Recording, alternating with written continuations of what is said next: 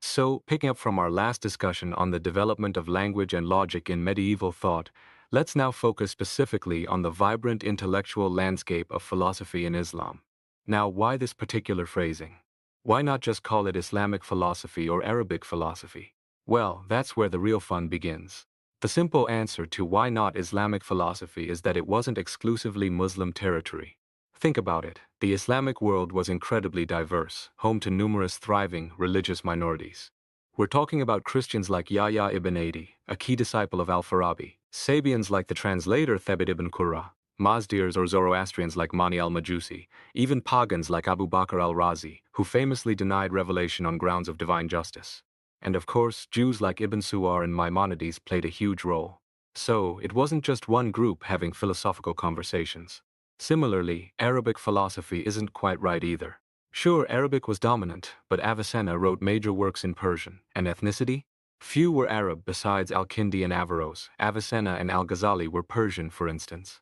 So philosophy in Islam captures this rich, multifaceted conversation involving non-Muslims, non-Arabs, and even thinkers like Al-Ghazali who weren't exactly fans of philosophy but had a massive impact on how it was perceived. Now, when we talk about these philosophers, especially the ones known as falasifa, often meaning followers of Aristotle, we tend to think solely of Greek roots. But hold on, it's more complicated. While many leaned heavily on Aristotle and Neoplatonism, others like Al-Razi actually criticized Aristotle and looked to Plato or Socrates instead. And here's a kicker. Islamic theology or Kalam was already doing serious, philosophical heavy lifting, developing its own ontology and concepts. Al-Ghazali, for instance, famously attacked the Falasifa's claims to have irrefutable proofs for God's existence, but his arguments were so sharp, so philosophically acute, that Averroes felt compelled to refute them. It's been argued convincingly that there's genuine original philosophy in Kalam, and maybe Avicenna influenced Ghazali more than we thought. So philosophy in Islam isn't just about falsafa, it includes critiques from within Islamic thought itself. Furthermore, the Greek sources weren't just Aristotle and Neoplatonism. Thinkers like Philoponus, with his arguments against the world's eternity, had an impact. Stoicism clearly influenced some, though how is still debated. And Galen, the great physician-philosopher, left his mark on many physician-philosophers like Al-Razi, Avicenna, Ibn Tufayl, and Averroes. Don't forget Syriac and Persian sources either, though the big translation boom under the early Abbasids focused heavily on Greek. The tricky part? We often don't know exactly what texts were available. Was it a full translation of Plato's Timaeus, or just a summary? Did Aristotle's Politics even get translated? Even if it did, how much circulated? Al-Kindi mentions the ethics, but his references are vague. It's a puzzle. And just to set the record straight, when we talk about the end of this period, say, after Averroes died in 1198, don't think philosophy just packed its bags and went home. That's a myth. The conversation didn't stop. Take the Avicennian tradition, the philosophy of illumination started by Suhrawardi. This school of thought has been alive and kicking right up to the present day, particularly strong in Iran, with figures like Al-Tusi, Mir Damad, and Mulla Sadra carrying the torch. More recently, scholars have unearthed post-medieval philosophical texts from other parts of the Islamic world, like the Ottoman Empire. Imagine, people writing incoherence of the philosopher's style critiques centuries after Ghazali. There's Kemal Pasazada's Incoherence from 1533, which takes aim at Ghazali, Averroes, and even a previous Ottoman scholar. This shows that the critical engagement with philosophy, both defending and attacking it, continued far beyond our main time frame. For medievalists, studying this era is rewarding enough, but the philosophical dialogue stretched much further. Okay, let's tackle a common misconception. The idea that there was a fundamental, unbridgeable conflict between philosophy and Islam during the Middle Ages. Looking back at thinkers like Al-Ghazali, who famously criticized the philosophers, you might think so. But it's not that simple. There wasn't a single dominant view on their relationship. Instead, we find a fascinating variety of thoughtful explorations. Context is everything here. Christianity arrived in a Greco-Latin world where classical philosophy was already well established. Islam, however, faced philosophy as an alien import in the 9th century, needing to carve out a space in a civilization deeply shaped by the Quran and Sharia law. One of the earliest debates was logic itself universal, or just a product of Greek grammar? You can imagine the tension. Translators, often non-native Arabic speakers, used awkward terms, puzzling their Muslim counterparts proud of their language's sacred status. The Quran itself was seen as uncreated, its literary artistry impossible to replicate. Things got tangled when the Falasifa adopted the Alexandrian view that rhetoric and poetics were part of logic, equating the Quran's arguments with rhetoric. Once translations improved and stylistic issues eased, logic, often compared to math, was accepted as universally valid and eventually found a place in law school curricula. This highlights a crucial question. What in philosophy is truly universal, and what is culturally determined? If logic could be seen as Greek, shouldn't we expect metaphysics to face similar challenges? To really grasp the nuances, let's start with Averroes at the end of our period. He's often seen as championing free thinking, maybe even an Enlightenment figure, based partly on his decisive treatise. But read closely, and you find lines like, heretics are to be killed, refuting Ghazali. Inconsistency? Not really. Averroes wasn't just a philosopher, he was a judge, a qudi, an expert in Islamic law. His decisive treatise isn't just a philosophical essay, it's presented as an official fatwa, a legal opinion determining philosophy's status under Sharia.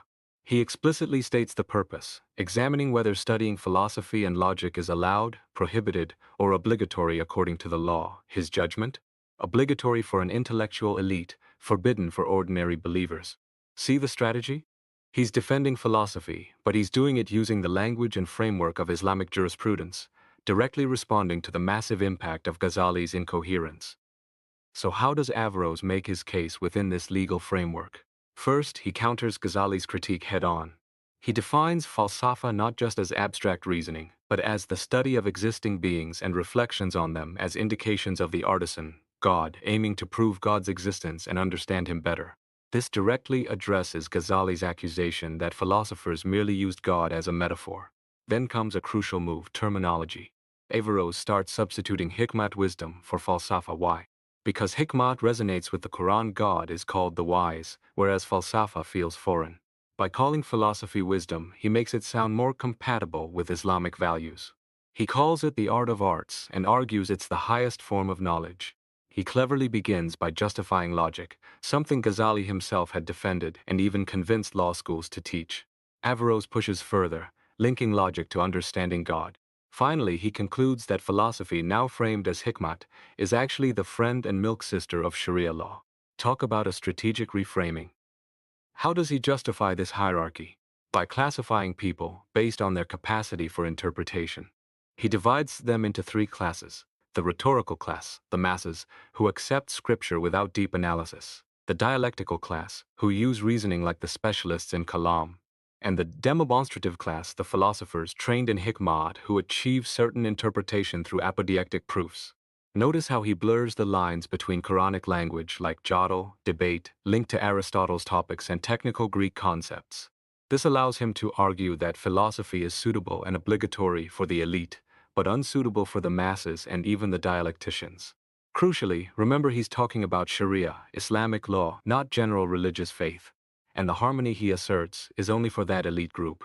This is a key distinction often missed by later interpreters, who project the 13th century Parisian debates about faith onto Averroes. He wasn't dealing with the same questions they were. Now let's rewind to Al-Farabi, the second teacher after Aristotle, another key player in these early debates. He talks about the ideal city, but subtly adapts it. It's less a city-state and more a universal empire, fitting the political reality of Islamic rule. And his views? Pretty radical. He believed true philosophy, reaching its peak with Aristotle, was absolutely and universally true, but only accessible to a tiny intellectual elite. What about the rest of us? The masses need religion, but not just any religion. Religion must be adapted to specific cultures, acting as an interpreter. There's only one philosophical truth. Plato and Aristotle basically agree. But multiple true religions, each conveying philosophical concepts through culturally appropriate symbols. Think darkness representing non-being, or the angel Gabriel symbolizing the agent intellect. He ranks methods. Philosophy uses apodeictic proofs, kalam uses dialectical arguments, and religion uses rhetoric and poetry. Consequently, he argues philosophy is prior in time to religion. Din, prophecy? Just an overflow of intelligibles onto the imagination, subordinate to philosophy. The perfect ruler? A philosopher, lawgiver, and prophet translating ideas for different cultures. Now, whether he genuinely believed this hierarchy or used it to attract potential philosophers is debatable, but he was highly respected. Al-Farabi's rationalism put philosophy on the margins. Enter Avicenna, the Persian polymath, writing in both Arabic and Persian, even serving as vizier. He knew Aristotle's metaphysics intimately, but confesses he didn't truly understand it until Al-Farabi's commentary revealed that metaphysics wasn't about theology, but about being qua being. This insight sparked his own profound thinking, leading him to modify Aristotle. He completed Aristotle's understanding of causes by adding metaphysical causes, simultaneous with effects, operating by emanation. The agent intellect isn't just a light source, it's literally a giver of forms. He took Aristotle's spirit but infused it with Neoplatonic ideas and concepts from Kalam, adapting to his own context. This blend explains his lasting influence, especially in Iran. In his Metaphysics of the Shifa, he ends with political reflections. Here, prophecy becomes the culmination of intellectual development, a direct grasp of intelligibles beyond discursive reasoning. He argues prophecy is necessary for society, to convince the masses, establish law, reveal a maker, and promise an afterlife. But prophets shouldn't push doctrine beyond basic monotheism, lest they confuse the religion. However, he suggests prophets might include symbols in scripture to spark philosophical awakening, like in the Quran. His account of political philosophy is much more Islamicized than Al-Farabi's, giving rational justification for Sharia basics, while remaining fairly rationalist overall. Avicenna also tackled practical matters. In his Shifa, he offers rational justifications for Islamic practices like ritual purification, pilgrimage, almsgiving, care for the poor, marriage customs, and even women's dependency, arguing women are less inclined to obey reason. Interestingly, he distances himself from Al-Farabi here, who, following Plato, advocated quasi-equality for women and neglecting the disabled. Averroes later followed Al-Farabi on this. Avicenna clearly sees Muhammad as the greatest prophet, and provides rational grounding for Sharia principles, making his position much more Islamicized. Still, works like his treatise on prayer suggest a rationalist bent, making a purely mystical interpretation doubtful. His psychology detailed in the De Anima is groundbreaking. He argues the rational soul is a substance, not just the body's form. His famous flying man thought experiment anticipates Descartes. Imagine being created perfectly, floating in the void, limbs separated, unable to feel resistance. Would you doubt your self-existence? No, but you wouldn't affirm any limb or organ. Self-consciousness is immediate. He details inner senses and posits four intellects within the soul: potential, actual receiving primary intelligibles from the agent intellect, habitual conserving secondary ones, and acquired actively thinking. Since the soul is spiritual, it survives death. But non-enlightened souls, unable to conceive of themselves without a body, imagine one for their afterlife experiences. On prophecy, he suggests some individuals have such powerful intellects they intuitively grasp intelligibles, bypassing reasoning, becoming holy intellects. This is the prophet's privilege. Avicenna's metaphysics goes deeper. He famously argued that being is the first concept, alongside thing, res and necessary. Where did the idea of thing come from? He derived it from Kalam's focus on distinguishing essence and existence, and contingent versus necessary beings. Now, interpreting Avicenna isn't straightforward.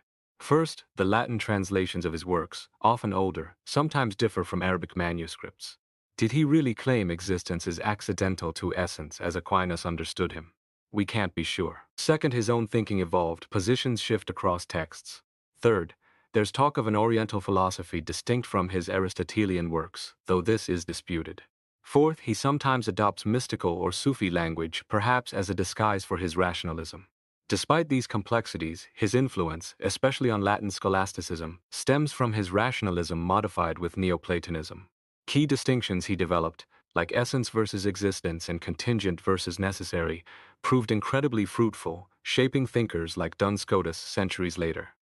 Then came Al-Ghazali, the bulldog of Islamic orthodoxy, launching a major attack on the Falasifa's claims to irrefutable proofs. His main targets were Al-Farabi and Avicenna. He zeroed in on two core issues. First, emanation. If creation flows eternally from God as the Falasifa described, then creation becomes an eternal necessity, undermining God's absolute freedom and temporal beginning. Second, God's knowledge. True agency, Al-Ghazali argued, requires the ability to distinguish between two indiscernible moments in time, which necessitates knowing particulars and making choices. Whether he allowed secondary causes any real efficacy remains debated, possibly influenced by Avicenna. Interestingly, compared to the later Parisian debates, Al-Ghazali paid relatively little attention to their views on the intellect. Instead, he focused on their failure to prove the soul's survival after death, perhaps preferring Aristotle's view of the soul as the body's form, which aligns better with Islam's doctrine of bodily resurrection. He strongly condemned the Falasifa's denial of resurrection. This brings us to Averroes' most controversial position, the material intellect. He argued not only for a single agent intellect for all humanity, but also for a single material or passive intellect. This material intellect, though immaterial, functions like matter in Aristotle's system. The implication? Humans don't really think for themselves. We just receive processed thoughts from these shared intellects. Imagine the shock when this reached the University of Paris. It caused an uproar, prompting Thomas Aquinas to write his famous refutation on the unity of the intellect against the Averroists. But hold on, is Averroes really saying this? Determining his exact stance is tricky. The text of his long commentary on De Anima is notoriously difficult, and recent work on the Arabic epitome shows he didn't initially claim a single material intellect for all humankind. That strange position likely arose from errors in the Latin translation of the epitome. Scholars argue he revised his views later, influenced by a closer reading of Aristotle. Complicating things further, there's debate about the order of his commentaries. It's a tangled web, and clearer translations like Taylor's upcoming work on the long commentary are eagerly awaited. Let's briefly touch on ethics because, surprisingly, it hasn't received as much scholarly attention as metaphysics or logic. While the Nicomachean Ethics was translated, it didn't spread widely fast. Al-Farabi's commentary is lost. Averroes's commentary awaits a full edition. However, there's a rich tradition of Hellenistic spiritual medicine influencing Islamic thought. Thinkers like the Stoics, Skeptics, and Epicureans wrote therapies of the soul to cure passions and prepare students for philosophy. Emotions were seen as false beliefs needing correction. Al-Kindi's art of dispelling sorrows moves from gentle Stoic remedies to stronger Neoplatonic arguments, echoing Boethius. Al-Razi's charming spiritual medicine, grounded in Galen, offers rational ethics based on God's attributes like justice and compassion, even creaking asceticism. Al-Farabi's reminder of the way to happiness advocates character reform, linking ethical first intelligibles like freedom to the agent intellect. Ibn Miskawayh continued this, blending systematic ethics with soul medicine. Even Al-Tusi's Persian Nazarene ethics fits this mold. And it wasn't just Muslims. Ibn Hazm and Ibn Pakda wrote similar works. Avicenna, while subscribing to this dual ethics model, wrote less on it directly, focusing instead on justifying Sharia basics rationally. So, wrapping up this whirlwind tour, what's the takeaway? Philosophy in Islam is a vast, complex, and incredibly rich field, with plenty of ground still to be explored. Since the mid-20th century, exciting discoveries have been made, and key texts like Avicenna's Metaphysics and Averroes' long commentary on De Anima are finally being translated. But we still need critical additions, deeper analyses, and nuanced interpretations. While we shouldn't overstate the direct relevance to current debates about Western versus Islamic values, digging into this history, understanding the nuances of these debates about philosophy's very existence in Islamic culture, can only deepen our appreciation for the nature, role, and perhaps even the limitations of philosophy itself, wherever it takes root. It's a fascinating journey of ideas worth continuing to explore.